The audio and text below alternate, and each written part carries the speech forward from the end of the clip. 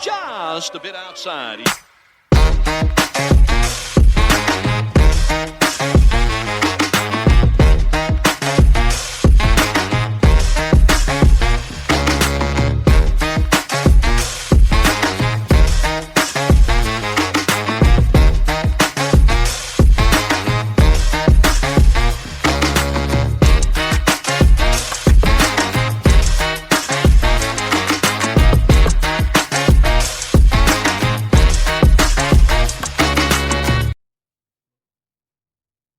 And welcome to another Just a Bit Outside. I'm your host, Steve Ely, and apparently I'm stumbling over my intro.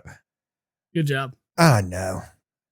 Here along, as always, my co-host, Wes Cook. Go Birds. Yeah. Go Birds. Fuck the birds. Fuck the birds. And they moved. I saw it. It was right there. They moved. What? What are you talking about? Oh, the tush push. The one and only they ran? Yeah. You know, your fourth down, they were also had a false start. So You mean the false start that was called? It wasn't called.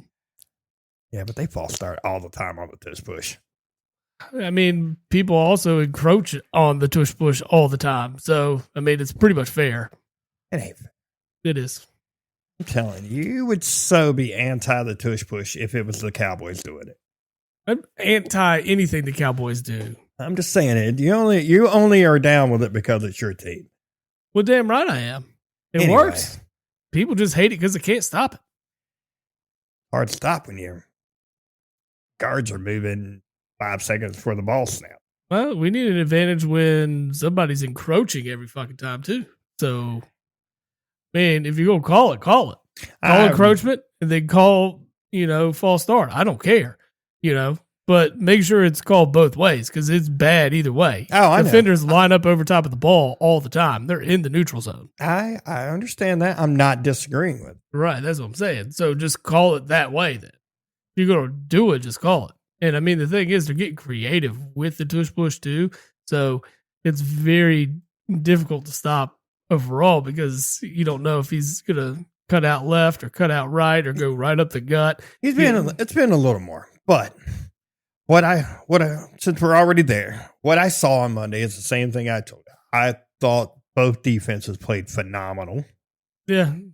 I mean, it was a defensive battle, which, I mean, if you like those kind of things, which I do, I'm never against the low scoring game as long as the defenses are really in it and there's action happening, right? Yeah. You don't want to watch bad football. No. And that's what you got in the Thursday night game. You didn't get bad football Monday night. You just got two tough defenses going head to head and making you work for every yard you got. Yeah.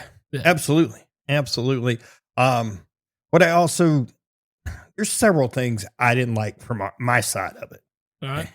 I don't think Jordan Love pushes the ball downfield enough. I think sometimes he is too protective of the ball.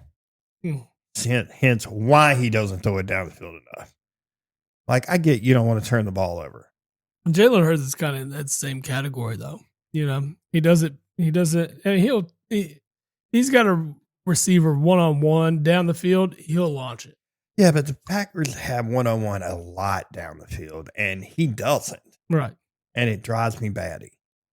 And I'm not saying that he can't overcome it, but who he currently is playing like, and it reminds me a lot of Alex Smith with the Chiefs. Game manager. Like ultimate game manager. I'm not going to turn the ball over. We're still probably going to win a lot of games, but I'm not going to be the reason you win or lose the game. I get that. The fact that we don't have a clear number one receiver is killing me. Well, I mean, when you got a guy that you drafted in the first round, he's not playing. He can't get the reps in. He can't, develop being on the sideline. So I get it. I mean, that sucks. And it's awful. It's awful. We need that guy that can go get 50-50 balls. But what if you got a guy that is a number one and you just don't throw him the fucking football? You know what? That's a better problem than what I got. At least you got one. Yeah, it blows my mind that we haven't drawn anything up that is just an automatic throw to AJ. And I mean, that should happen probably 5 times a game. And he's getting pretty feisty about it a little bit. A little. But the stuff this week, he was just joking and blowing off steam on a stream, you know, and he was laughing the whole time he was saying it. It was very lighthearted. I think people are reading too much into that. He's going to eat. Eventually he's going to eat. I mean, they're going to figure it out. There's been games where he's been fine. Yeah. And then there's these games like this one, whereas Devontae that gets that one-on-one coverage. Yeah. I get taking advantage of matching up. AJ was effectively taken out of this game by Green Bay's defense by doubling him up. Even if you're doubling him up, though, I think you just, at least once a drive, if not twice a drive, trying to. You got to look that way. Look that way and throw it. Because, I mean, honestly, if you're scared of an interception, there's not a better guy to break one up than A.J. Brown. And, if the ball's short or it's, far or wide, he's got the length, he's got the strength, he's everything that's going to help you as a quarterback pad those stats even. And there's got to be something where you got to get him more involved in the game. I think here's my thing. I think both of Philly's top receivers are better than any of the receivers on the Packers. Well, I would say that's correct. Yeah. So your number 1 and number 2 are better than ours, period. Mm-hmm. And that just irks me. It irks me. I get that we are one of the youngest teams in the league. If not the youngest team, I also get that, we like to develop within, but at some point, I just feel like it's like we're missing on this one pick every time. And it driving me batty. I mean, if there's anybody that knows about fumbling wide receiver picks, definitely the Eagles. I get it. I mean, you look at Nelson Aguilar, then you go back and Jalen Rager, you take him over, who's arguably the best wide receiver in the league. Yeah. And but those fumbling those things is rough. But the thing is, y'all just generally don't value the wide receiver position at all. It drives me batty. I mean, the thing is, you had the guys that you've brought in and drafted, they develop into it, like Devontae Adams, Jordy Nelson, and Donald Driver, Sterling Sharp before that. Well, yeah. I mean, yeah, I get that, but these guys aren't developing into it. I can't decide if they haven't developed into it or Jordan Love is not helping the process. Letting Devontae Adams go was. I agree. Yeah, I agree. I thought that was a bad move. It's kind of like you guys kind of fixing the wide receiver position when you went out and you got A.J. Brown. Oh, yeah. You had to do something, right? Like, you did hit on the pick for Devontae Smith. Yes, you did. Yes, you did. And then, I mean, it was an automatic, and it's a good thing that worked out. And then you go and scoop a guy like AJ just to solidify the weapons that you're giving your quarterback.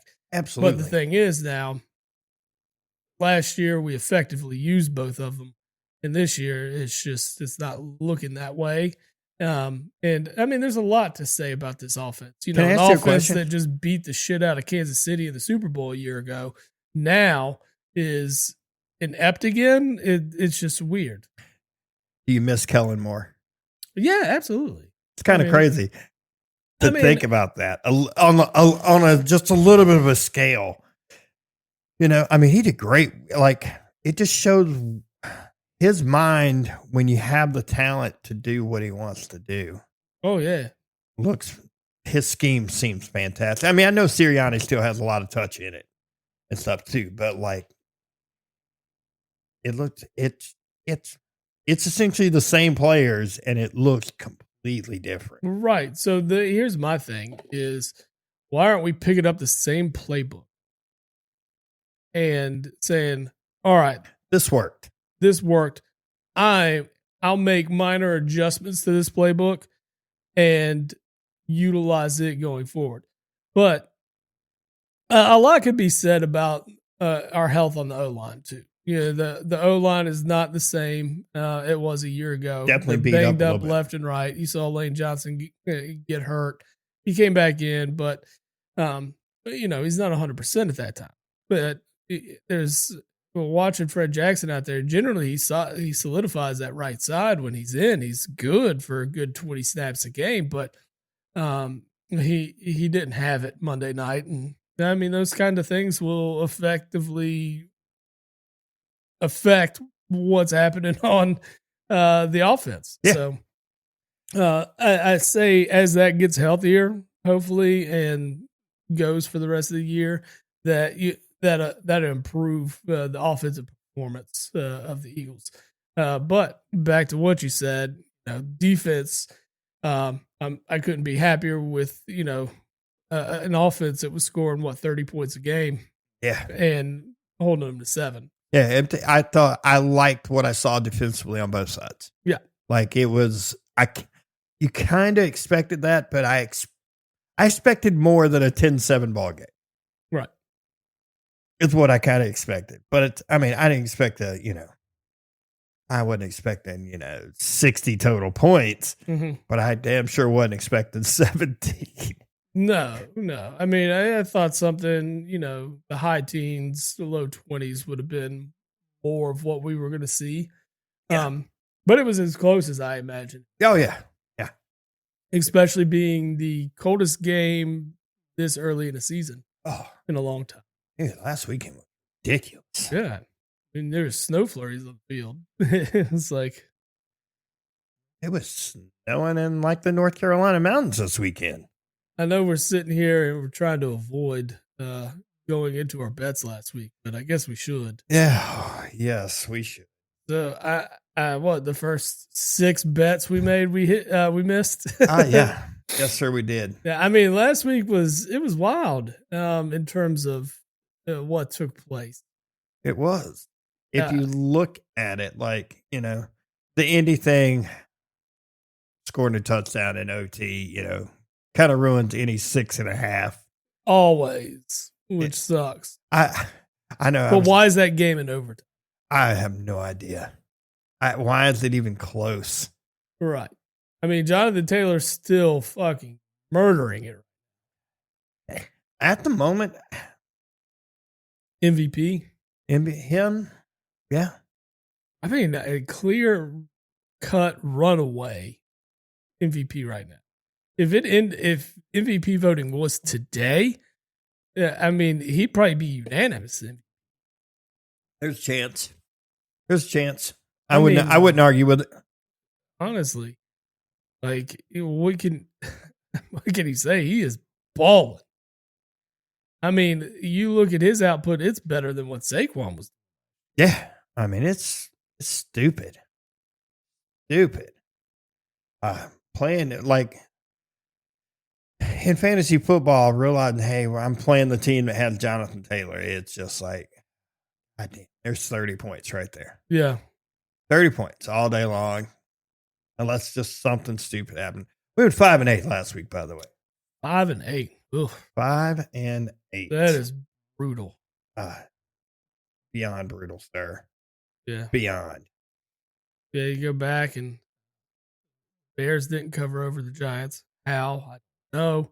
It took late game heroics again against awful Giants team in the clutch. Sure. Which got Brian Daboll fired this week. Honestly, it's long overdue.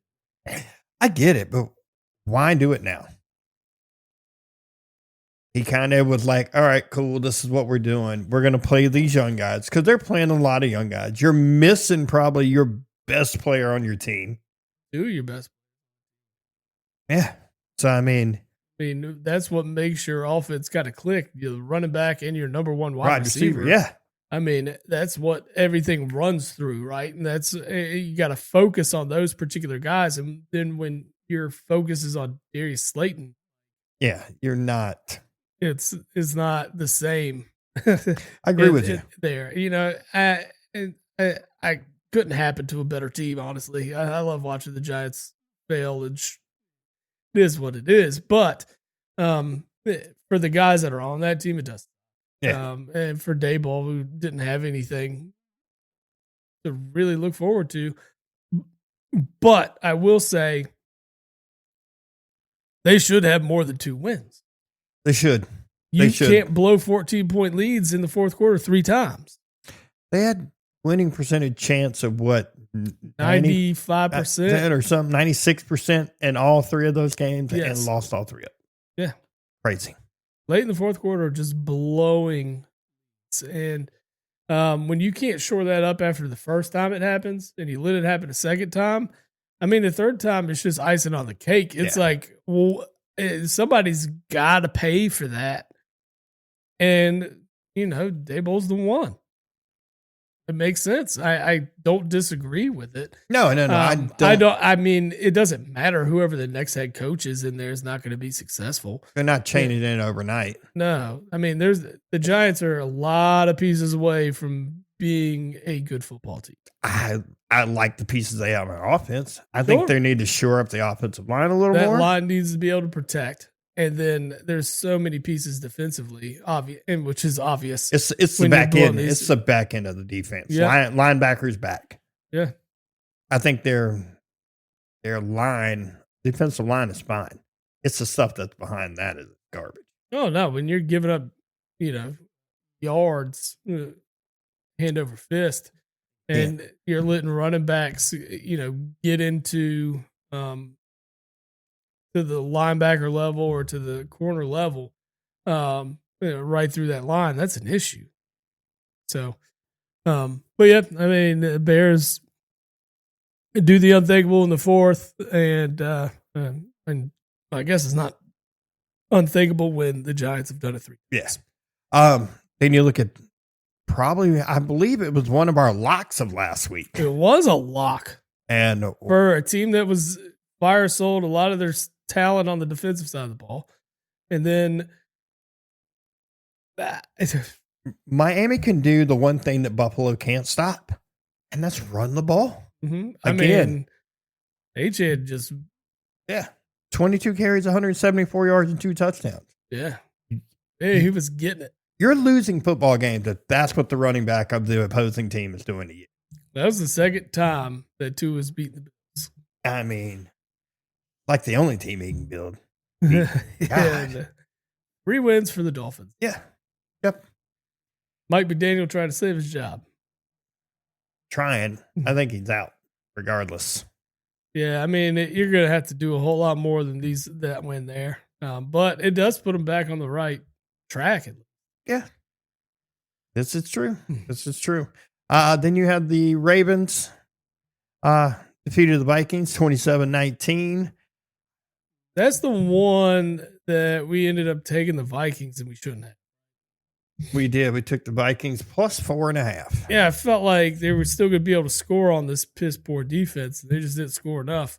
No, they did not. Ravens win 3 straight and now 4-5 and trying to get back into the thick of it there in the AFC.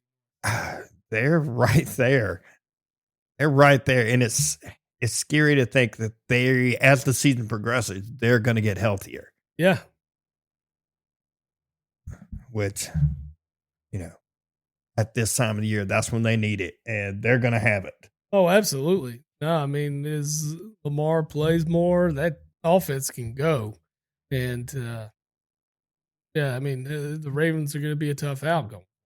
Not what it was before. Yeah. Next, last week, we took Cleveland minus 2.5 over the Jets, and the Jets get a home win.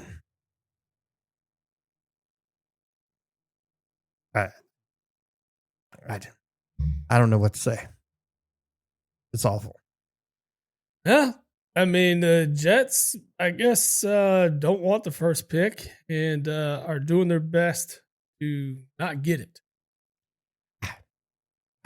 they are doing their damnedest not to get it. But I mean, The fact that you traded away your star corner. I mean, granted for two first rounders. yeah, Huh? I'm probably making that deal too. I like it. I mean, I'm going to take. Yeah, you got a lot of other pieces you got to figure out anyway. And if that's going to pull in 2 first rounders, as long as you hit on them. We are talking about the Jets, so. Yep. So. They'll go and get a quarterback in this next class, and I don't think any of them are going to be great. No, you really want to be honest. I think all the ones that are good should come back for another year because they all have eligibility. Yes. Mendoza has eligibility. Oh, I certainly agree with you. I think they Arch should all go back. All go back. All of them. All of them. Dante Moore with Oregon still has eligibility.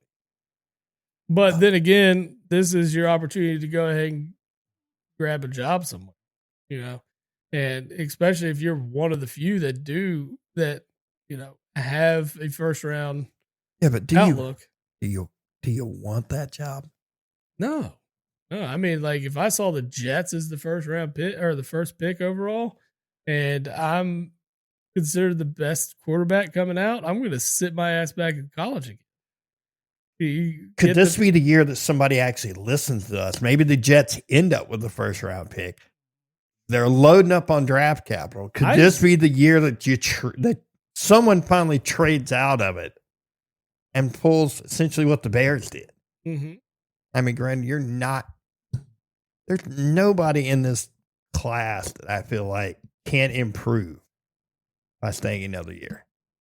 I mean, it's going to benefit them in the long run. You're going to get paid in college anyway. And then you might set yourself up for, God forbid, like an injury that ruins a team. Kind of like Indy and Peyton Manning that one year and ended up with Andrew Luck. Yeah. You get an opportunity to not go to one of these franchises that just ruin young quarterbacks. Absolutely. And then maybe you get one of these. Maybe you get a team like Pittsburgh, which they just don't do these things. They don't trade up ever. They just kind of deal with who falls. And, they saw they messed up with taking Kenny Pickett a couple of years ago. That was a horrible quarterback draft class. Horrible. Pickett was god awful. And still has a job, but I don't know how. Has a Super Bowl ring. He just rode the coattails to that one. Still got it, though. I get it. Hell, he took snaps in the Super Bowl. Forward. Let's see. Yeah, next one. I thought we got this one right. Right, we got the Patriots and Bucks. I think we took the Patriots in this one. We did. We took the Patriots plus 2.5. Yeah, underdogs, and they end up winning. We got that one. Yeah, I felt good about that one. I didn't know if they were actually going to win, but the fact that pretty good game too. Yeah, that was a good one. That was every bit of what you wanted in a game. That was probably the game of the week. And then we get another one of our locks. We thought. Yep, Panthers minus 5.5. Yeah, over the Saints, and they let that rookie come in and just toss all over them. 282 yards and 2 touchdowns for Tyler. Freaking awful. Awful. Chow. Awful, and just more awful. Not that I ever watched Carolina play. Put up 7 points against the Saints. Yeah, against a team that is awful. That should have the first pick in the draft. Yeah, the Saints and the Jets doing their best not to get that first pick. The Raiders are all like, "Hey, we're doing our best." The Rams a week before dropped 34. The Bucks 23. The Bears 26. The Patriots 25. The Giants lost it, but the Bills dropped 31. The Seahawks dropped 44. That defense gets scored on. Not by Carolina. And this one is in Charlotte, and it's just straight embarrassing. It is embarrassing. I don't know what happened. I didn't watch any of the game because I don't usually watch shitty football games. No, I didn't watch that one. If I can help it. If, it's the only game on, I'll watch it. But I had Red Zone on all day, so This one didn't pop up a lot, of course. Well, what I did is I had games on all the TVs, but we were doing stuff outside all weekend. So, Yeah, I was working on the shed, man. I was getting. Yeah, I get it. Next, we actually had the Jaguars in this game. Yep, I figured with no CJ Stroud, should be no problem. Yeah, I think the Jaguars should have been able to handle business, but Jacksonville's defense disappeared in the fourth. Yeah. Yes, they did. Man, it was looking good. It was 29-10. 29-10. And then to the fourth quarter. And then all hell breaks loose. Yeah. Who knew Davis Mills was the comeback king? 19-point deficit. And, Lord. Yeah, I mean, what happened? I mean, thank God, because Nico Collins blew up, and I needed that for fantasy purposes in my other league. So that was nice. But yeah, Texans shit on our bet. I always do. We did well with the Seahawks over the Cardinals. We did, but we knew that one. Yeah, we knew that one. Seahawks dominated from the get, took their foot off the gas in the second half, and why when you've got 38 points in the. No, I don't think Carolina was our lock. I think the other lock was the Detroit. Oh yeah, over Detroit. Washington without Jaden Daniels. Nailed that one. We were all over that one. Yeah, good for us. We did lose San Fran plus 4.5. Yeah, the Rams. Where was San Fran's defense? Non-existent. Yeah, I mean, here we are. The Rams offense is clicking.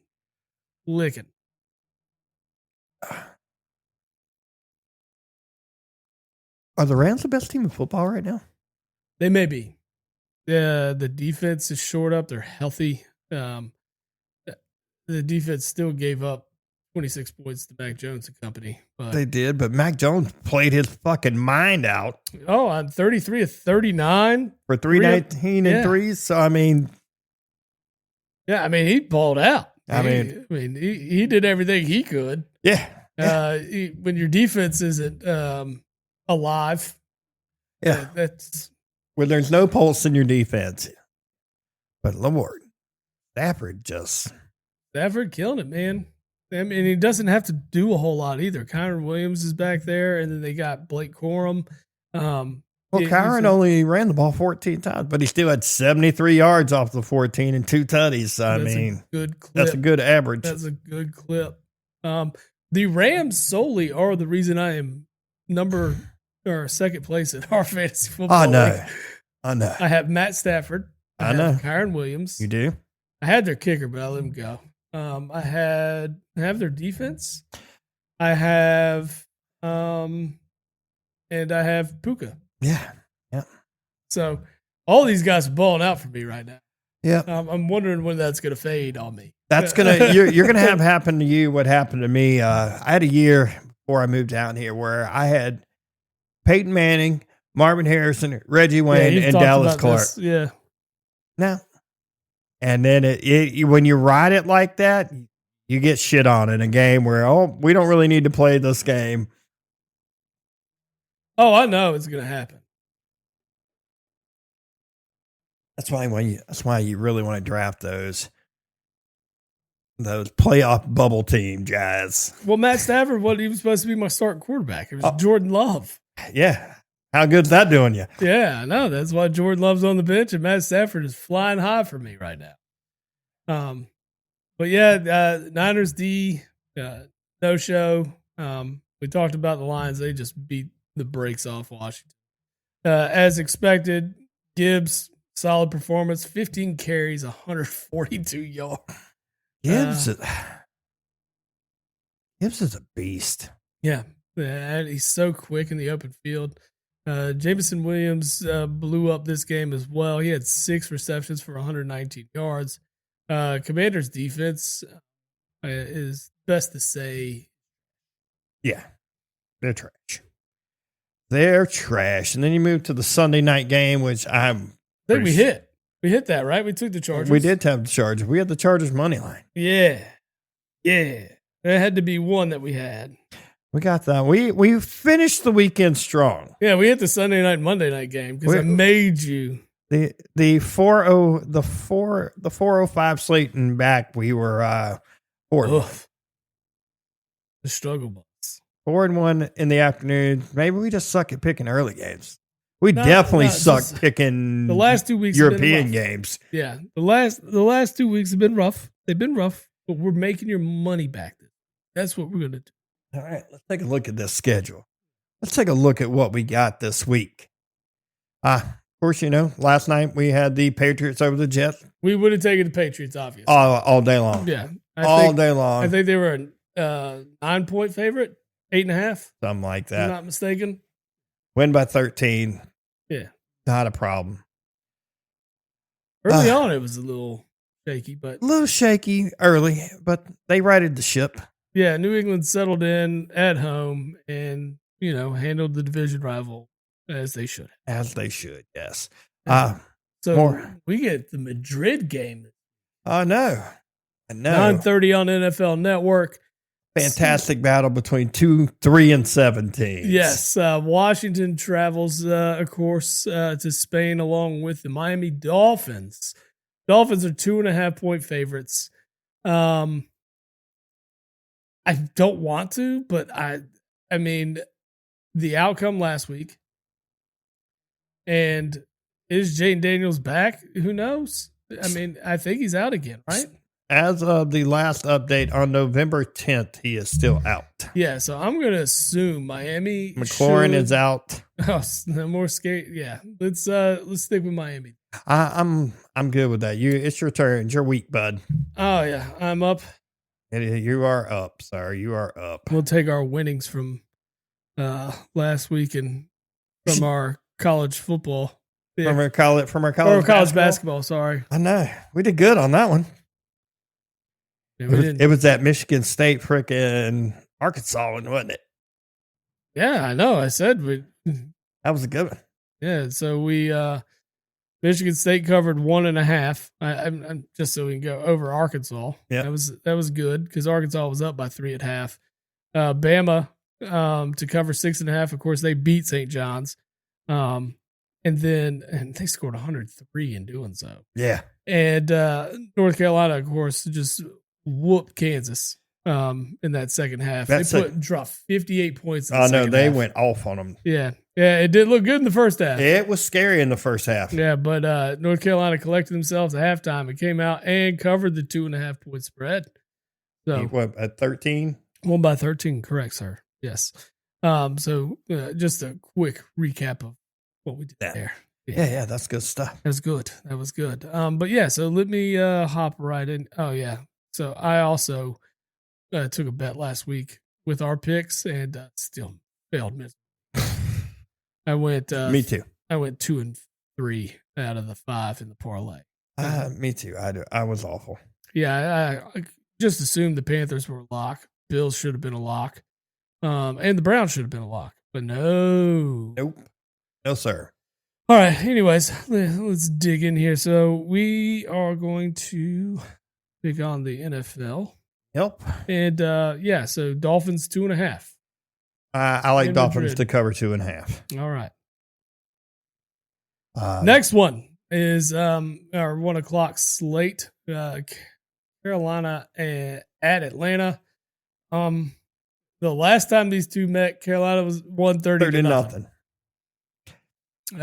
Then they pull shit like they did last week and lose to the Saints. Yeah. And only score 7 points. I guess Atlanta's due. Yeah. I guess. I mean, they played Indy tough. Atlanta's a 3.5-point favorite. I don't even know if I like the 3.5. You just take a money line? I would say take a money line. I'm scared. Say That's that. fair. And then Carolina will probably come out if I can win by this week. I mean, it's one of this year's been so up and down with these teams. Carolina had a formula to shut them out last time, and now here we are. And they look scary to me. They look. I don't trust it. Don't trust the Falcons. That's for damn sure. Don't Let's Falcons money line. Yeah. Someone's got to win this game. Yes, we'll go Falcons money line. The next one, Tampa Bay and Buffalo. Buffalo's a 5.5 point favorite. If you're giving Baker 5.5. I like it. I love it. I'm with you all day on that one. Absolutely. Next one's probably a very similar situation. Houston at Tennessee. Houston's a 5.5 point favorite. DJ Stroud is not playing. He is not playing. He's been ruled out. Davis Mill looked. I mean, it took him to the fourth quarter to get it. But it is the Titans. You're talking a bad Titans team. Yes, I mean probably back-to-back years they're big at first. There's a chance. Yeah, there's a chance at the moment. I like the Texans minus 5.5 here. I do too. I'd say we ride that one. Oh, you got a little division rivalry next up. Yeah. This one in Minnesota as the Bears come to town. I am rooting for a sinkhole. Yeah, I bet you are.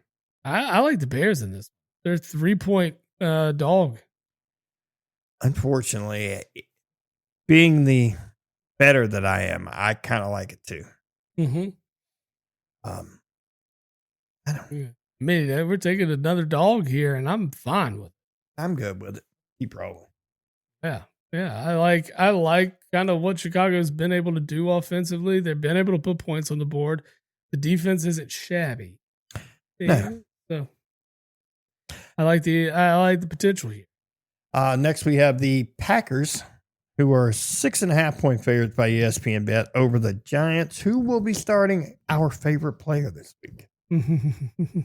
Which means the Packers should at least have 2 interceptions. Yes. Should at least have 2.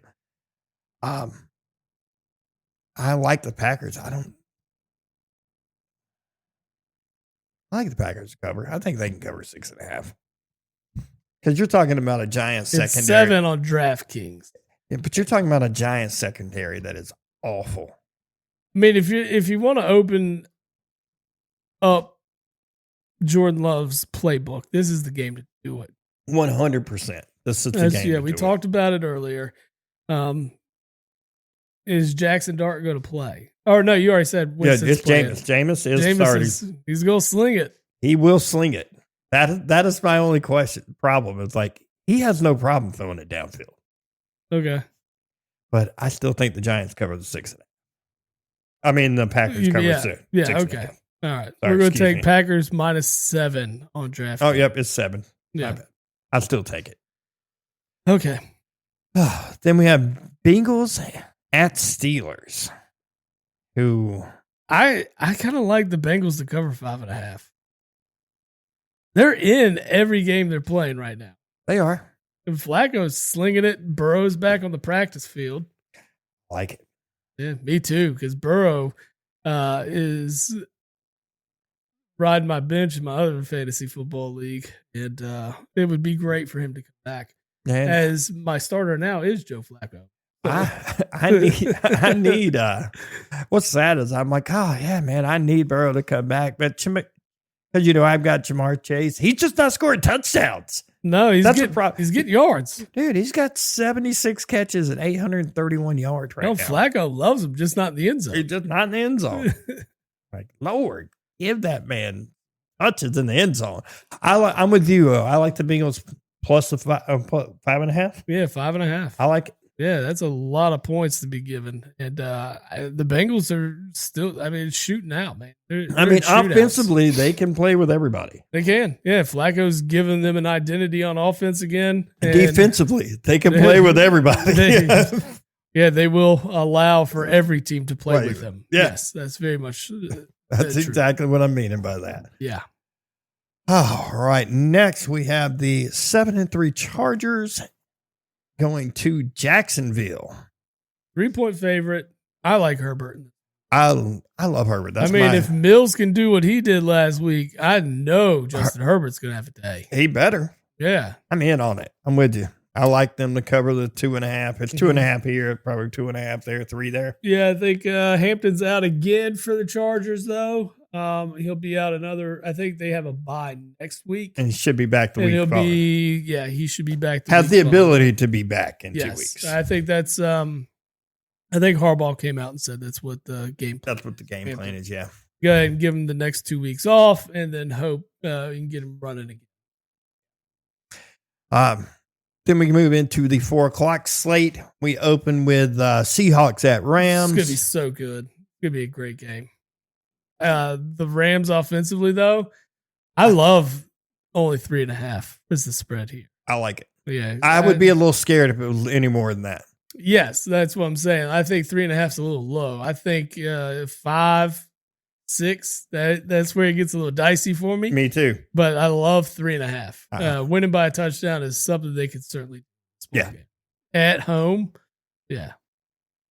Absolutely. Give it to me. The way their defense is playing. I know they give up points, but we'll see how that rolls. Then we move Niners at Cardinals. Niners are 2.5-point favorites here. I'm guessing it's probably fairly close there. Yeah, this is 3 points on DraftKings.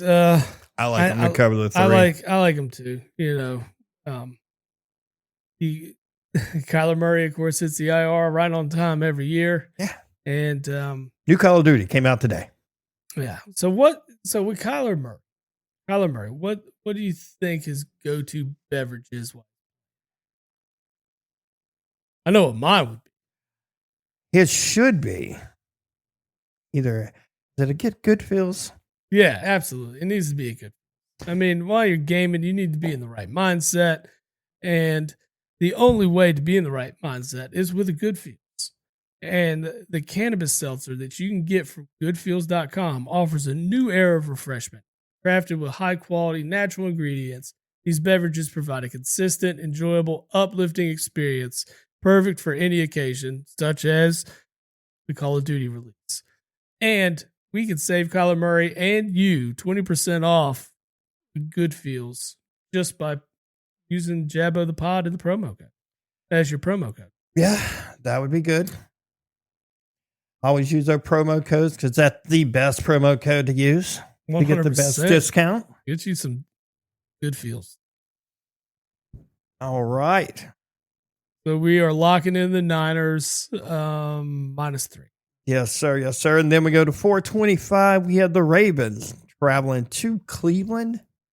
7.5 over here. Same here at DraftKings. I think Baltimore's getting ready to turn it around. Yeah, I think they're the train's in the right direction. 100%. It's going in the right direction. Offense is clicking. Lamar seems to be healthy. I think, covering 7.5. Yeah, Doable Cleveland's for 'em. kind of reeling. Offensively, they're awful. At some point, that defense is going to quit on them, too. Yes. And I mean, we're getting to that point of the year where it's what are they playing for? You know, just pride at this point. Yeah. Yeah, that's it. That is it. I like Baltimore on that. 425, we have the Chiefs traveling to the Broncos. Chiefs are 3.5-point favorites on the road. This is a good defense. A very good defense. Offense is so great. No. Knicks has been struggling. The sophomore slump is real. It is very real on his end. Yes. Very, very real. One thing to note, Chiefs were on a bye last week. And Andy Reid coming out of a bye. Yeah, I know. It's almost a guarantee. Almost. I think I heard a stat earlier I that think he's only lost twice coming out of a bye. Yeah, something like that. Andy Reid's only lost twice in his career coming out of a bye. Yeah, that's a long ass career, by the way. Oh, I know. Many, many years in Philly. Yeah. And now many years in Kansas City. Yes. I like the Chiefs to cover. I do too. Yeah. I think Kansas City, after the bye, they're going to start their Super Bowl run here. And this team is healthy offensively. And I mean, they're clicking. You saw the difference the last couple of weeks. Yeah, especially with Rice back in the fold. I mean, it's a dynamic wide receiver that they've desperately needed. And Kansas City is definitely on that path. I think the Broncos got their hands full. If the Broncos should win this game, though, that puts significant pressure on them. Yes. Because at that point, you're looking at what they'd be out of the playoffs. Let's see. I think you're right. They're out of the playoffs right now. If the playoffs were to start. Yeah, you are. Yeah, you're correct. A loss would. Yeah, because they would lose a tiebreaker to the Jaguars. They would. Because of the head-to-head comp. That they would. Yeah. So not only even if Jacksonville loses, they still have to get 2 up. They still have to win one more game than Jacksonville to get in. And that's not counting if that's not even thinking that Baltimore is lingering behind them. Oh, yeah, but there's just one game that separates them. And if they lose, and most likely the Ravens are going to win. The Ravens still have a shot at winning their division. Oh, yeah. I mean, they're one game back in the Steelers. Yeah. So, and I mean, the Steelers, they got a tough task ahead of them with the Bengals. Yeah. So, yeah, this is make or break week probably for the Chiefs, to be honest with you. And you got to think, the Chiefs are still behind Denver. Even with the win, they're still behind Denver. But if they lose, that's going to 3 games back. Yeah. And they're still, that put them 2 games third. Behind the Chargers. Yeah. Yep. Mm-hmm. Yep. So they have to keep winning. Yeah. They have to. Yeah. They got to go streaking. So they better get on it. Oh, let's see. Then we move into the Sunday night game. Back-to-back primetime games for the Birds. This one's going to be good. I think it's going to be great, and you're not going to like my pick. I'm sure. I'm not. I kind of I don't know what the spread is over there. It's 2.5 over here. 2.5 at DraftKings. I like the Lions plus 2.5. You like the Lions plus 2.5. Yep. I say we can do it because that means the Eagles can still win. You made me pick against it last week. I know. I'm doing it. I clicked it. It's locked in. But I'm telling you, I like the Birds here. I like the Birds coming home. I like knowing they got the opportunity to play against an offense like this with the defense showing so well last week. I expect that we can shut down Jared Goff and company this week. I think Gibbs is going to still hit 100 yards. Detroit's weapons are 1,000 times better across the board than Green Bay's weapons. Sure. 1,000 at every level. Yeah. Quarterback, running back, wide receivers, offensive line, across the board. This is going to be the game that ends up in the 30s. I hope not. I really do. I really hope not, because that means the defense is taking a step back. I want to see this stay in the 20s, especially for Detroit. If offensively, we should be able to get rolling. Detroit's defense is not great. It's good. It's not great. They're good, but they're not great. Right. And you should be able to score points in this game. Offense needs to find its identity. I mean, we're up against this gauntlet that the Eagles are in the middle of right now. If you look at the lay of the land for them going forward, you had the Packers last week. Yep. You got the Lions. Then you travel to Dallas, and that road game in Dallas is always a pain in the ass. Then you get the Bears, who are on the up and up, and then you get the Chargers. You don't get a break until you get the Raiders in the middle of December. Yep. And then, I mean, with the Commanders, even with Jaden Daniels, I don't think they're a great football team. You got them twice to end the year, and then you do travel to Buffalo. Yep. And the Bills can be had, obviously. Bills can be had. And then they can also have those games where they're just like world beaters. You're just like, where I need that every game. Oh, yeah, absolutely. So a loss to the Lions is not going to be devastating for the Eagles here. I mean, of course, they don't want that. But if they were to take an L here, it just makes the game in Dallas the following week and the one against the Bears the week after. Those are going to be very important ones Crucial. that you need to do and get W's. Yep. So it might as well just go ahead and take this one so you can take a lump later if it so happens. Yeah. I really, this is probably going to be the most entertaining game of the weekend. It should be. Should be. Absolutely. Should be. Unlike Monday night's game, which it's going to be a turd. I mean, Geno Smith could throw for 300 yards. He could. If you want him to throw it to the other team. You count those yardage too. That'd be 500 yards. Yeah, that's it. But no, this I mean, it's going to be a high scoring game. Genty could run all over this. He should be able to. Yeah, should. I think Genty. I don't think getting Quinnen Williams is alone is going to fix their defensive problems. No. The Dallas fan tell you different. No. Oh, sorry.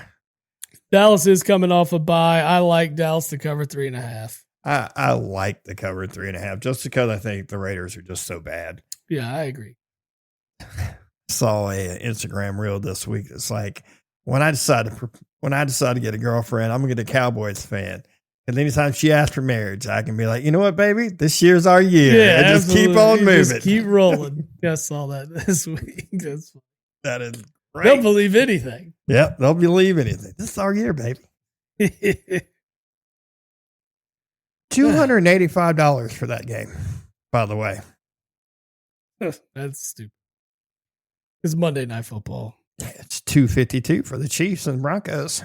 Well, there should be. That's a good game. That's going to be a matchup. And then it's $14 for the Ravens and Browns. Yeah, no one wants to go see the Browns. Not at all. How did we fare in college football last week? Oh, we did not do well there either. No. No. It's not surprising. We may have done better than we did in the pro one. Yeah? Maybe. Oh, no. 1, 2, 3 wins. Man. On a 12-legger. Well, Indiana surprised everybody by keeping it close at Penn State. Penn State should have won that game. That catch at the end. It was unreal. Best catch I've seen all year. That was easily the best catch. Phenomenal catch. Like I'm watching it live and like I see the angle. I'm like, that's a touchdown. Yeah. And then they review it. And then you look at the one official that was there. Like you see him turn to get the vantage point of seeing up the line. And like we bag on officials for being awful 90% of the time. I mean, like 99% of the time. What am I saying? Right. That guy did his job and was brilliant at it. Yeah. Move him up to the NFL. We need more like him. We need more like that all day long. Yeah, yes, we do. 100%. Oh, man. Yeah, Indiana keeps their championship hopes alive with that. I didn't think they would have dwindled much by taking an L. That's just a really bad L to take because that Penn State hasn't won a game in the Big Ten this year. And, yeah. I've got a couple issues with college football. Couple. My first issue is with the Big Ten. 3/4 of the Big Ten is trash. Oh, yeah. I mean, trash. I mean, once you get outside of 4 teams, maybe you got Ohio State, Indiana, Oregon, USC, and Iowa. Sorta. I mean, they're a tough out. Everybody else is trash. Oh, yeah. All garbage. Everybody else is trash. And this was supposed to be the year, right? Like this was the year the Big Ten was just show out. I mean, their top 3 teams are really good. They are. I like all 3 of the top 10 teams. I do. They're all playoff contenders. My problem is, yes, you've won a lot of games, but you've beaten absolute trash. Other than if you take out the Texas win by Ohio State, which now is looking like a lot better of a win. It does now. And you take out, I don't even want to say you take out Indiana's win over Oregon. They haven't played anybody. I guess at the time you could give Oregon credit for beating a full-strength Penn State in Happy Valley. You can give them credit. So That was a game. take those 3 games out. That was a game. Rest of it's trash. Oh, yeah. It's trash. And then on the opposite side of that, you look at the SEC. Beat the hell out of each other now. Beat the hell out of each other, but doesn't play a really strong non-conference schedule. And it's understandable because look at the gauntlets these guys are running, especially like Bama. Yeah, but my point is, and I know you're saying that we're going to get to this later, and I get that guys don't play and they opt out and they do all this and that. But when you start playing other conferences, look at bowl schedules, stuff like that, they haven't been great over the last few years. And no, I get the sitting out. I understand all of that. I get all of that. Yeah, you can't look at bowl games as a direct representation of. But at least like that, at least you Texas went. At least Texas went and played Ohio State. No, I agree. Alabama went and played Florida State. Right. Lost per se in that game to what at one point looked like okay, it might be an okay loss, which is now it's a bad loss. Yeah. I mean, granted, it's early in the season, not really going to hurt them. Right. But it's just like they get credit because they essentially guarantee themselves 4 wins every year by playing these non-conference games. I mean, Georgia played nobody in non-conference. Right. No, we dogged Georgia. Right. Nobody. We've given Georgia a lot of heat for their poor non-conference schedule. And I'll give it. Who told Miss played non-conference? They did beat Tulane. Ooh. Tulane was my pick to make the playoff. I know. Sure. So Probably it didn't happen. They're out. They're out now. My team is still living strong, bro. Still living strong. They are. They're there. They are right there. They just got South Florida in the way. I need South Florida to lose one more game. That's what I need. But my point is, like, you have these SEC schools playing, in my opinion, weak non-conference schedules. I mean, they just do. Old Miss is non-conference. Georgia State, Tulane, Washington State, the Citadel. Well, one of them used to be a Power 5 school. Now they are no longer. Even when they were a Power 5 school, they weren't a Power 5 school. No, they were not. And even in that game, they only won 24-21. Oof. But that was still early on. That was not with Chambly. I mean, that was the game before Georgia. Huh? That was the game right before Georgia. Was it? That was after the LSU game. No shit. Yes. Oh, well, I thought that was early in the season. Yeah. Oh, Yep. Okay, then. I'm just saying, like, it's even Alabama's wasn't great. I mean, they played Florida State. Yeah. UL Monroe, Wisconsin, a bad Wisconsin team. Oh, that was really bad. But I mean, you don't know that because you schedule these games years in advance. Oh, they I didn't know. Schedule it this year. You know, this was supposed to be a normal Wisconsin football team. Yeah. Then they get Eastern Illinois right before the Egg Bowl. Well, yeah. I mean, if you go back and look at all of Alabama's schedules. Oh, I know. They have a cupcake scheduled at the end of the year. They usually have one. Either they have a bye before the LSU game, or it's a cupcake. Usually, I think it's a bye. I think they usually go into the LSU game with a bye every year. Is I think how they schedule it, and then they get the cupcake before Auburn. Yeah. Well, Bama's got their hands full this week. They do. But you look at the gauntlet they've run. All right. Florida State was ranked at Georgia, Vandy, Missouri, Tennessee. South Carolina was predicted to be better. Was projected to be better, yeah. LSU was projected to be better. Yeah. But LSU's taking the dive now because fuck LSU too, by the way. Yeah.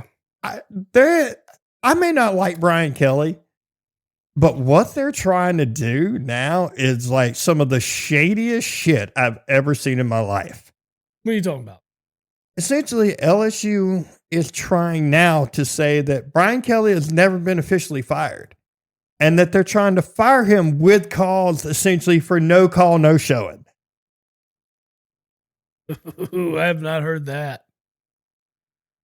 That's fun.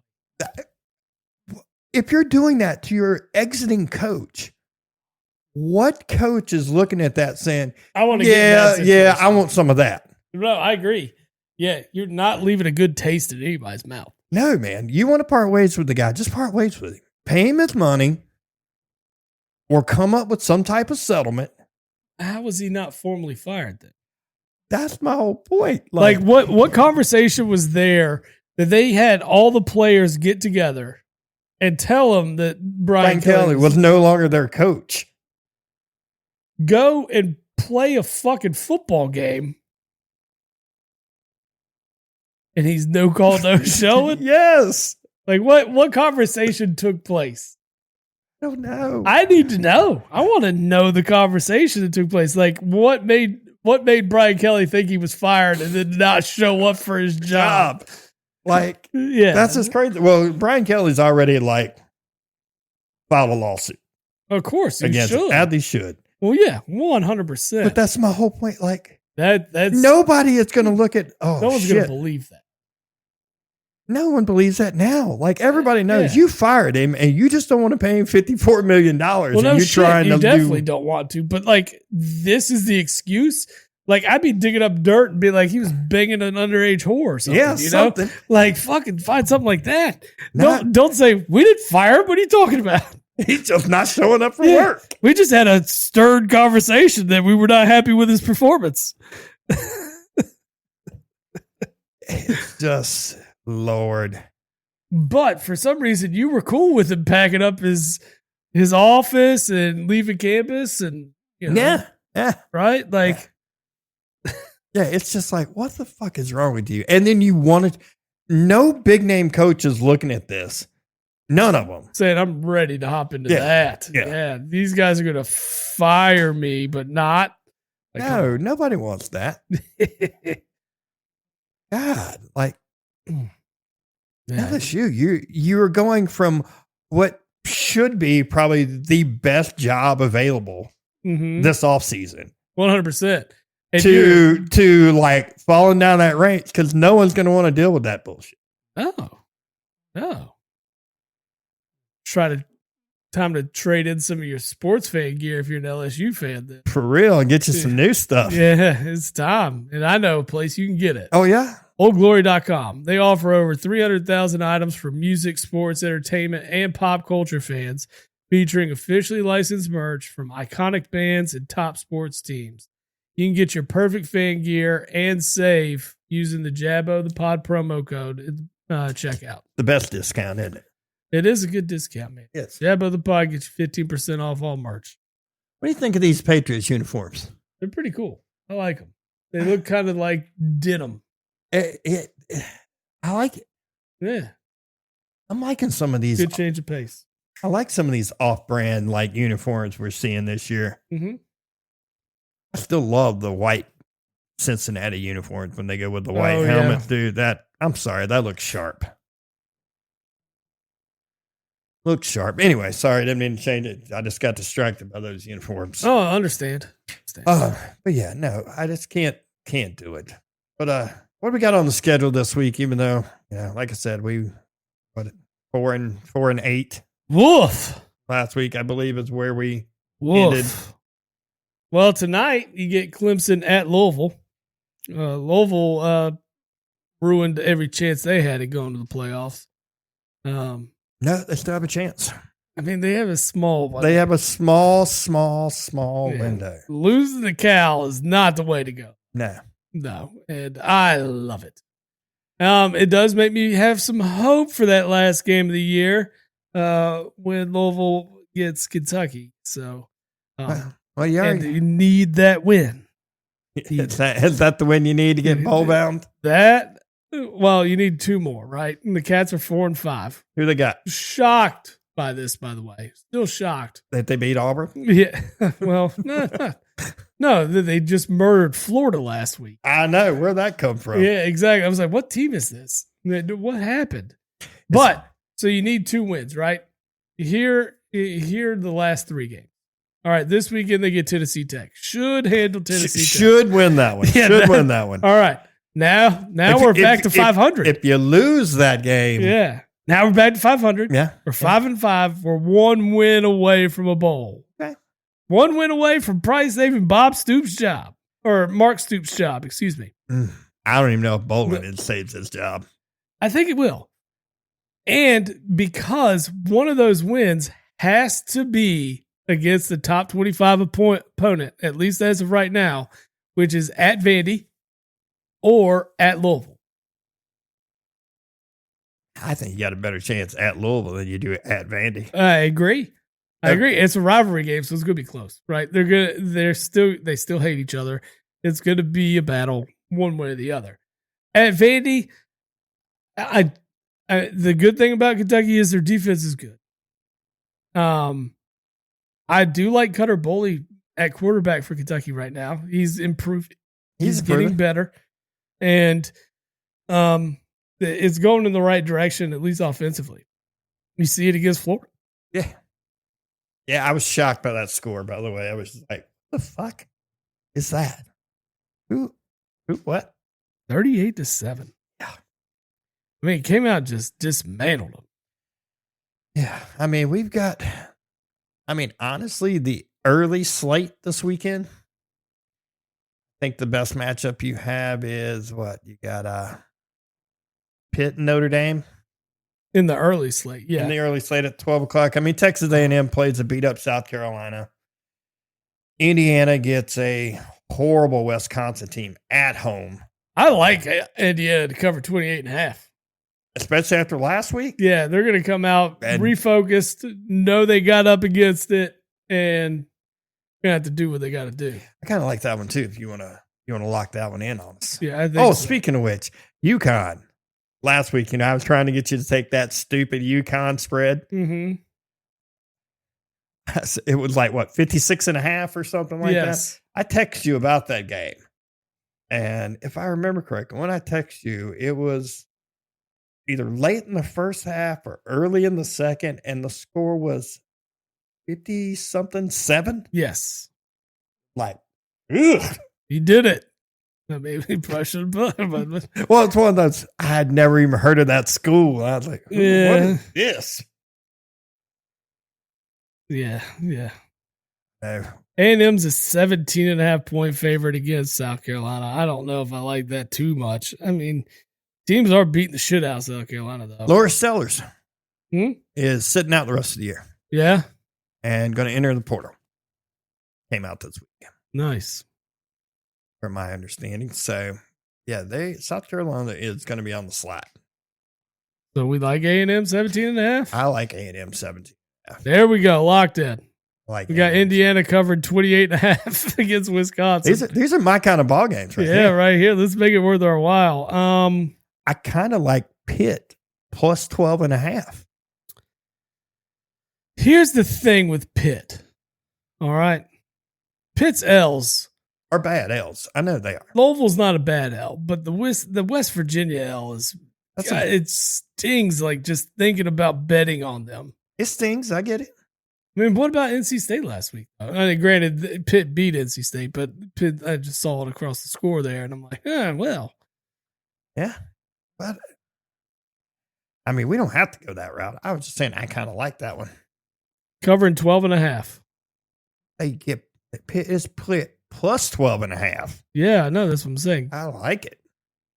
All right. Even though I always want to root against Notre Dame. And that gives us more incentive to do it. I like it. We can do that. A Pitt win also would probably eliminate Notre Dame from playoff contention. Sold. I'm always in on that one. All right, let's go. What else we got early? Got Michigan at Notre Dame. We take Tennessee, San Antonio minus 17.5 over Charlotte.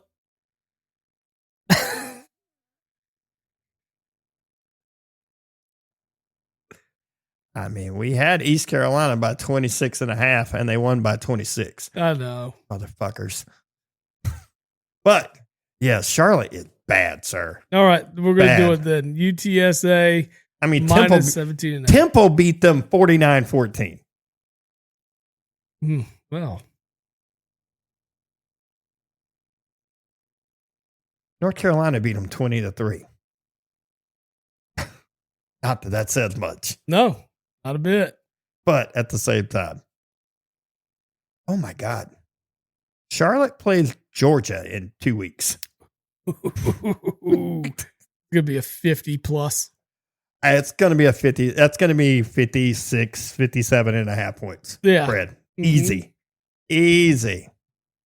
And then you get your favorite team last week. They get Tulane to finish the season. They're going to get smashed by Georgia. Oh my God. Oh. If Charlotte should happen to win that game, God no. just dumb luck their way into beating Georgia. No way it's happening. I don't think it happens. I don't believe it happens. Like, there's a lot of things I would put on the line in that game saying that Charlotte doesn't win. Yeah. But if that would happen, how bad of an L is that for Georgia? Oh, that's probably the worst one ever. It's pretty bad. I still don't think it's as bad as the App State Michigan, because App State was still D2 at the time when they got that win. Charlotte might as well be D2. They might as well. I don't know if they'd beat D2 teams. Yeah, that's what I'm saying. Hell, I'm pretty sure they lost to D2 teams. Like, I'm almost positive.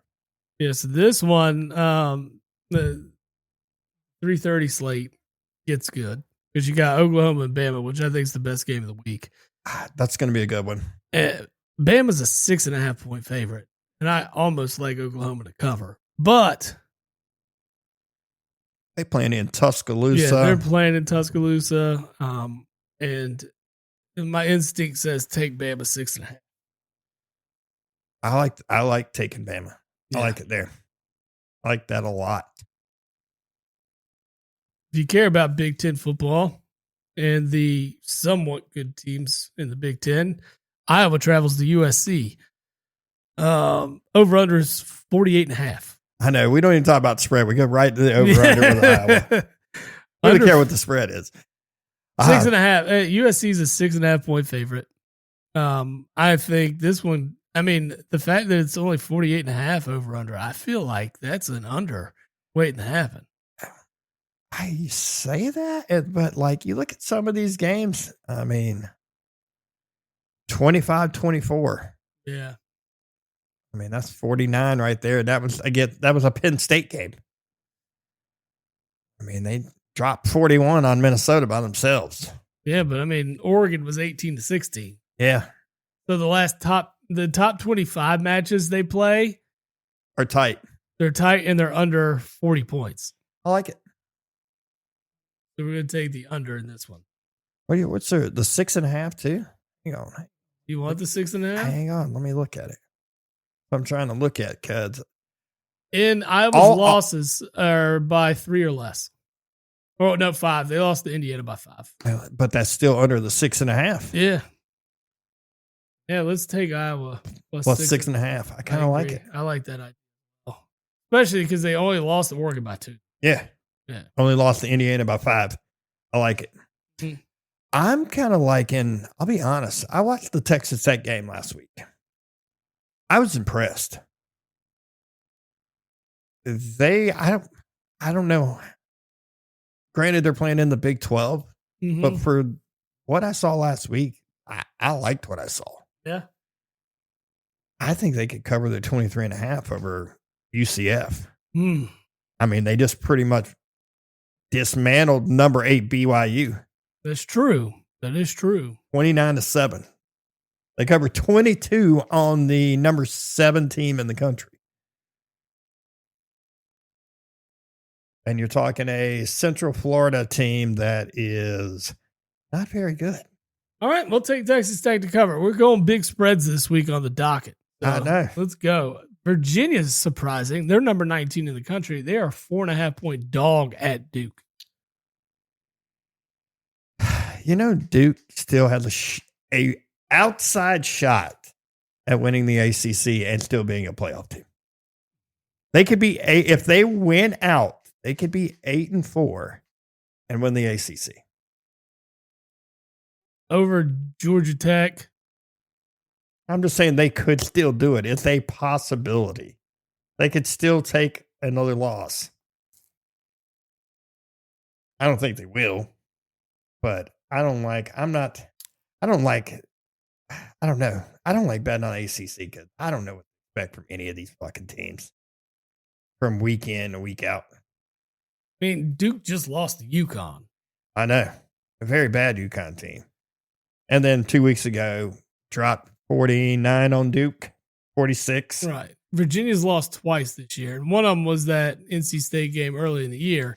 And then they lost to Wake Forest somehow last week. I don't know how they lost to Wake Forest. Yeah. But, I mean, I feel like Virginia's going to turn it around. And, well, I think last week Virginia's quarterback was out. Is he playing this week? They say they expect him back this week. There's nothing solidified.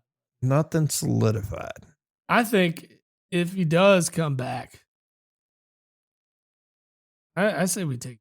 You want to take Virginia plus 4.5? Well, yeah, that makes so much sense. I'm in with you. You ain't got to convince me. I figured I didn't. You ain't got to convince me. All right, let's get one more on here.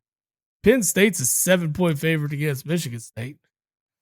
I don't know if I want to take that. We want to take your boys James Madison to cover 21 over App State. I would almost like to take App State. Yeah. Plus the 21. We gonna touch the Georgia Texas game. Yeah, let's touch it. Let's do that. Let's jump on that one. Yeah, I'm still scrolling through the 4:00 game. Ooh, what about Ohio State to cover 31.5 over UCLA? What about Ole Miss to cover 11.5 over Florida?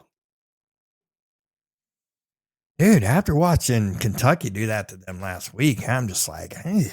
Exactly. I like Ole Miss. I like Ole Miss. I love Lane Kiffin to stay at Ole Miss. I'm clicking it in then. Click it in. Yeah, I like Georgia to cover 6.5. Playing in Athens, I like it too. Yeah. All right. I like it too. We're going to round that out there then. All right. Yeah, I'm good. That's 11 on the parlay. What do we hit on if we hit this week? This one. Hold on. What, the NFL? Yeah, both. NFL was is 68 grand. Ooh. Our college football is only 11 picks, so it pays out 11 grand. Granted, some of these were. I mean, we did do the spread the whole way, and then we had the over under. We had the under of the Iowa and USC game. It's not bad. Not bad. No, it's pretty solid. It's pretty solid. Anything else you want to? Do want to plug the Shimmerwood? Yeah, we got a couple more plugs. I'm just saying, like in general, anything that piqued your interest this week. We did have Shimmerwood always piques my interest. Because Shimmerwood is an award-winning CBD seltzer that combines full-spectrum CBD, natural fruit shrubs, and they deliver a refreshing, stress-relieving drink that eases tension and promotes relaxation. And you save 30% using Jab of the Pod at checkout as your promo. We had baseball awards come out this week. Fucking it. I like Cal Raleigh to win that thing. I wanted Raleigh to win it too, but Judge edged him out. I think Raleigh is more important to his team considering he is a catcher. Yes. And an everyday catcher at that. Oh, yeah, absolutely. And Judge plays right field, the least important fielding position in the game of baseball. That's where you stick a guy just to have him in the batting line. Do you remember being a kid? He's almost a DH. Do you remember being a kid and you just having enough guys for the team and you always put the worst guy in right field? Yeah. Oh, yeah, absolutely. Always. So, because you didn't have a whole lot of left-handers you went up against. Yeah. And then guys don't push the ball. Right-handers don't push it to right field. Not in Little League. No. Not as much. No, exactly. But Judge wins. Ohtani is a 4-time unanimous MVP in the National League again. And unless he dies, he's probably going to continue to be that guy for the next few years because he can get caught back up in gambling. The A's are in Vegas next year. He's getting caught. He just does too much to not be that guy. Well, yeah, when you're pitching and batting, and you bat at such a high level too, and you not like his pitching bad. No, that's what I'm saying. Like he's great overall. I mean, it's very tough to beat a guy like that. It does so well at two different positions, offensively and defensively. So it's you're looking at Shohei is probably the guy that keeps on winning this. I mean, it's unless you just have a guy, just have a crazy like maybe triple crown year. Mm-hmm. Like that's the only way. If Tony Gwynn comes back. Well, Tony Gwynn's never going to hit enough home runs and win the Triple Crown. So no, that's true. He likes to put the ball in the field, which is what we talked about last week. And nobody likes to do that. Nobody. Yeah. But anyway, Skeens wins a Cy Young. As he should. He had no run support. No run support. If he would have just got 2 runs in run support, his record would have been ridiculous. Just ridiculous. Yeah, Shohei got all 30 first place votes. You got Schwarber finished second in MVP voting. Yeah. I mean, the home runs did it, right? Yeah. That's... And then Trey Turner finished fifth. Fifth. Yeah, I mean, Trey... With Trey had a good year. One lone third place vote. Hey, I mean, that's 2 Phillies. The problem was those bats weren't great when they needed to be. When they needed them, yeah. Yeah, it was very unfortunate. But it is what it is. And back to the drawing board. Hopefully the Phillies do some good things here in the offseason. Oh, I'm sure they will. They make good moves. Reinvent themselves slightly. They make good moves. For the most part. There is, have you seen the Mafia back betting ring? When is this one? It has a bunch of college athletes. Oh yeah. That's the one that's I did see that this week. That is like not good. Yeah, there's several college athletes that operated sports books for Little Joe. He was a member of a crime family in Jersey. Go figure. It's got Sopranos written all over it. It does. Yeah. So, Lil Joe is like a 55-year-old dude. I mean, with a name like that, you automatically assume, right? His son, his stepson, and nephews have been arrested for racketeering, conspiracy, gambling offenses, and money laundering. That is straight up mob stuff. Oh, 100%. That is mob stuff and a half. I just noticed. Did you realize Purdue beat Bama last night in basketball? Did they? 87-80. Well, Purdue was your number 1 team preseason. Yeah, well, they were number 2. I guess somebody jumped ahead of them. I think something probably changed after that scrimmage with Kentucky and people. Maybe that's what happened. I'm gonna see who. Yeah, I guess something happened in that. Purdue is still number 1 in the coaches poll. Houston is number 1 in the AP poll. Houston, okay, well, that's fair. And it's reversed. They're still the top 2 teams with UConn sitting at 3. But I'm ready to get in that. That it was all basketball stuff, if I remember correctly, wasn't it? What was that? The yes, all basketball. Crazy. Just crazy. Sports betting, man. I'm telling you. It's gonna be an ongoing thing. It's gonna continue to happen. Because you're gonna start looking, and all these games are live, right? And you can see everything live. You can watch everything live, and you're gonna be able to pinpoint so many moments. And you're gonna look back when this one dude gets arrested, and you're gonna be like, "Yep, I remember that play." Dude, it's just crazy, and it's gonna continue to happen. And where it's really gonna affect, we touched on this too before. It's gonna be in the prop bets. That's where it is. Oh yeah, props, because you can control a lot of that, right? So Yeah. that's huge. That's huge. We haven't really dug into NBA. It's started, and things are about normal, I would say, for the most part. The Celtics are usually better, but there's no Jason Tatum right now, so Yeah. a struggle nonetheless for them. The Sixers look good, and Is Joel playing right now? he's on and off. I mean, God knows. It's like Charles Barkley was talking about. Yeah. Like getting paid $40 and $50 million a year, and you can't play back-to-back games. Yeah, my brother and I talk about that too, and I'm just like, because we were talking about guys making all this money. Because I think it's Shea. I think he's up for the max. I think this year. Yep. And that his final year in the max is close to $1 million a game, and $80 million for a year. That's wild. And I understand the finances. I get it. The NBA teams have to spend money and stuff, but like, that's crazy. That is crazy money. Like, just insane. Because I think his max is going to end up being 5 years, 380 or something, 390, something stupid like that. And then, it ascends up, and like the last year is going to be worth like, I think 80 or 81 million or something. But anyway, that kind of money just makes me sick. The schedule's been kind of weird in the NBA. Have you noticed that? I hadn't really, I'll be honest, I've kept up with the NBA just a little.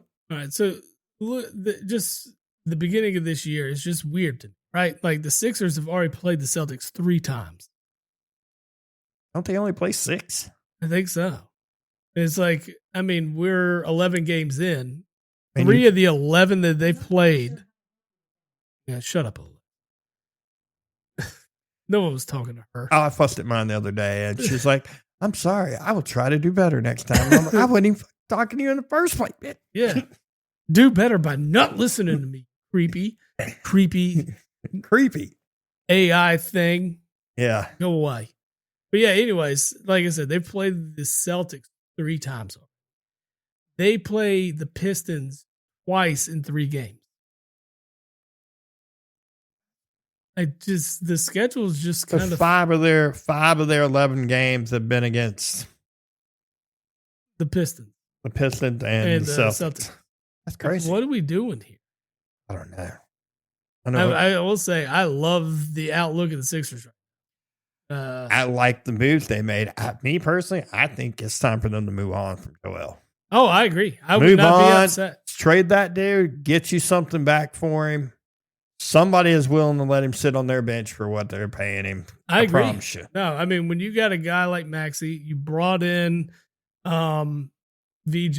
Yeah. VJ looks great. And Kane's healthy again. Yeah, he looked good last year before he got hurt. Yeah, exactly. So we're talking about you've got a good core of guys that can lead you into the future. Joel Embiid doesn't need to be a part of it. Nope. And that would officially end the process era. 100%. And then it's on to the youthful Maxey, McCain, and VJ show, which I love it. I'm all for it. I'm in for it. Give Maxey the keys. Yeah. Yep. Yeah. Give them young fellas the keys. Get out of the way. You want to know about a process that's to this point that has gone right is the Pistons. Pistons process has gone right so far. From the fucking cellar.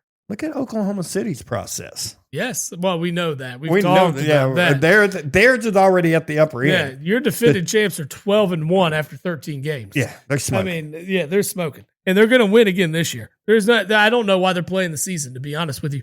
This team is that good. The Thunder are... Their average point differential is 15.5 points a game. Yeah, absolutely. They're winning by 15.5 points a game. They're on a 4-game heater. And they're going to continue to just have like 9-game win streaks, 10-game win streaks throughout this year. Denver's not that far behind them either. No, Denver's good. We know Denver's good. San Antonio's coming. Well, you knew San Antonio was going to get better. As Wemby developed and got better, he's going to lead this team. Well, then trading for Fox. Yes. I mean, De'Aaron Fox was a genius, right? To have a kid that good and to run the show. And then you're pairing him with a freak. How about the 8-4 Lakers without LeBron? Makes sense. Makes a lot of sense. About time for them to cut ties with him, too. LeBron's done. Yeah, he is done. He's not leading a team to anything. He's not the piece that you. The Lakers are getting things done now because they got Luka. And you have Reeves that's playing very well. My brother sent me a meme the other day. It showed, I think it was 62 points that was scored between Luka, Reeves, and they put Bronny on there with 0.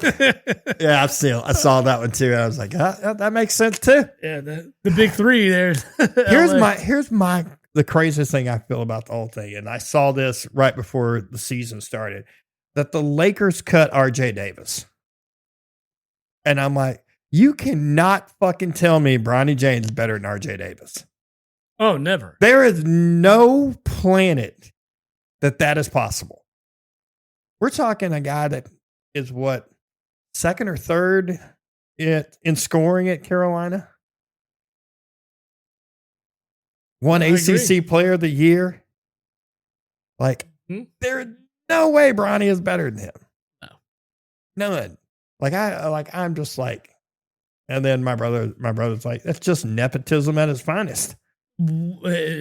Absolutely. Like 100%. And what's sad is I think LeBron is really just trying to hang out for one more year because he wants to play with his other son. I think that's probably the case. Which is, he doesn't need to be on a roster either. He's hurting. To me, all LeBron is doing is hurting his legacy. 100%. I mean, is he one of the all-time greats? Absolutely. Sure. But I wouldn't even put him in the top 5 conversation. Because of what everybody else before he was around did. This is what you can say about LeBron, and this is how I look at it. I think he's an all-time great. I think statistically, he's an all-time great, just for the fact of everything that he's done.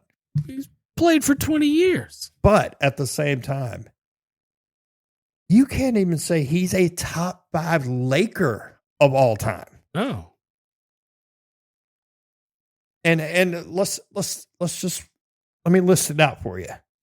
And I don't have these in any order. I'm just naming them. Kobe Bryant. Yep. Magic Johnson. Yep. Kareem.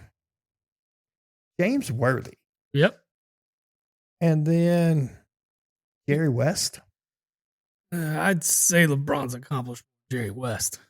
Jerry West is the logo. Without Jerry West, there is none of this.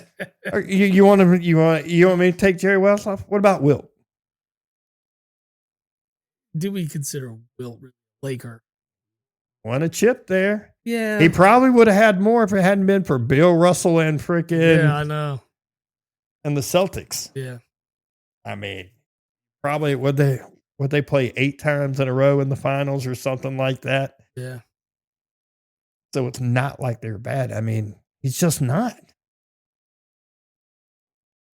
He never won a championship in which he had to play anybody else that was on the All-NBA first team.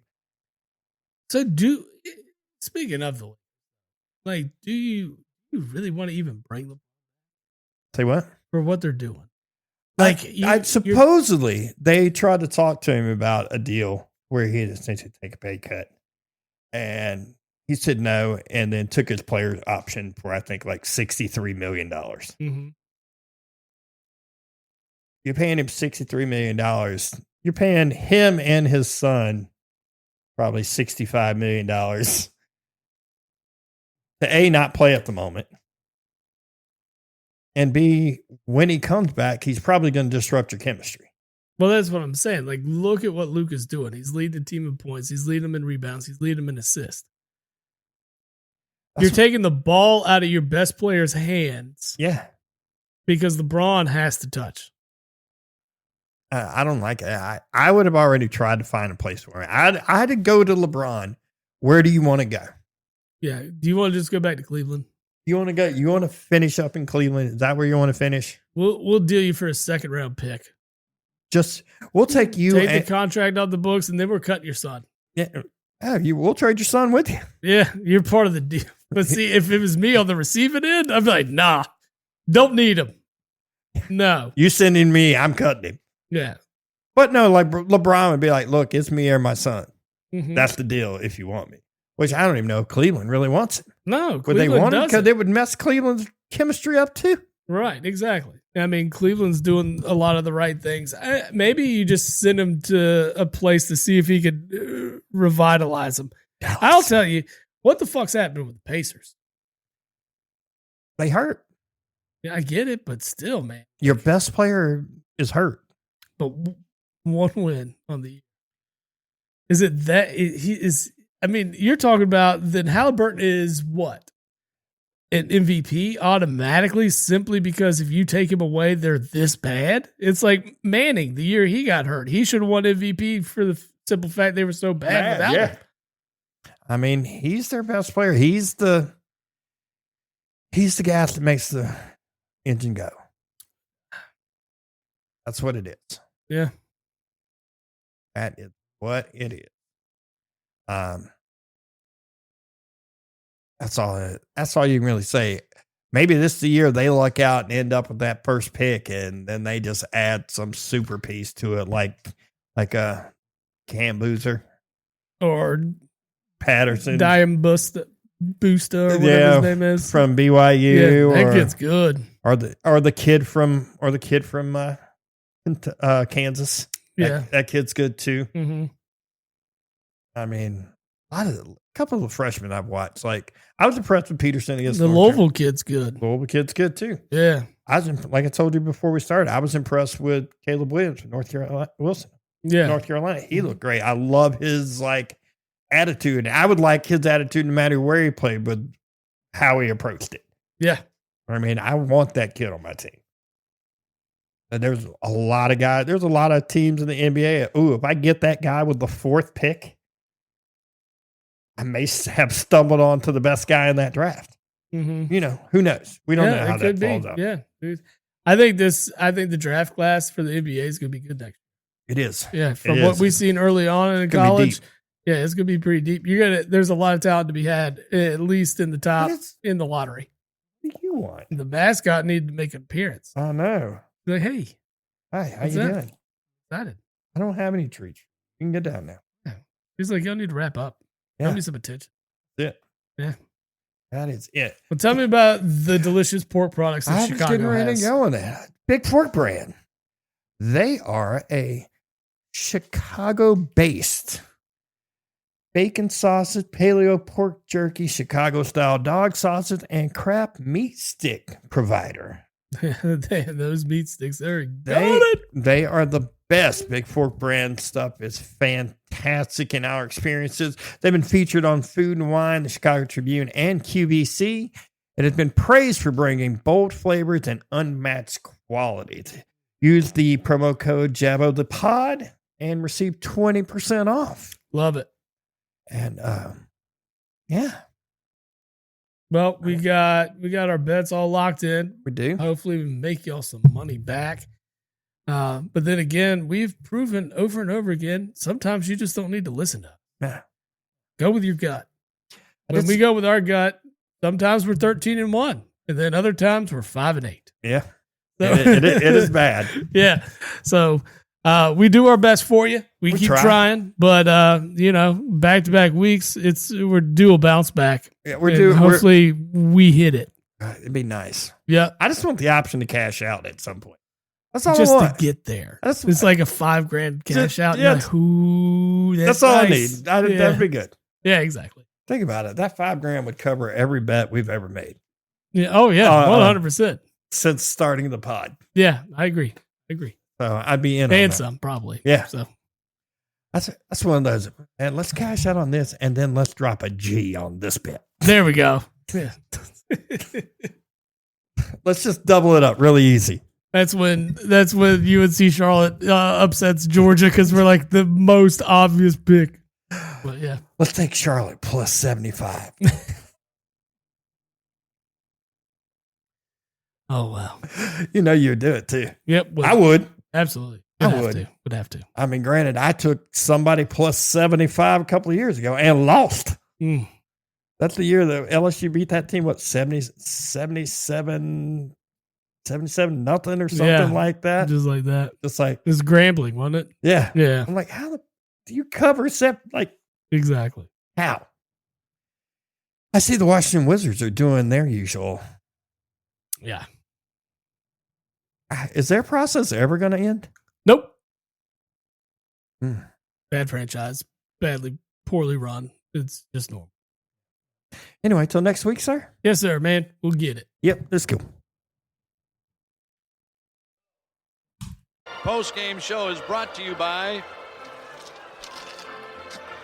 Christ, I can't find it. The hell with it.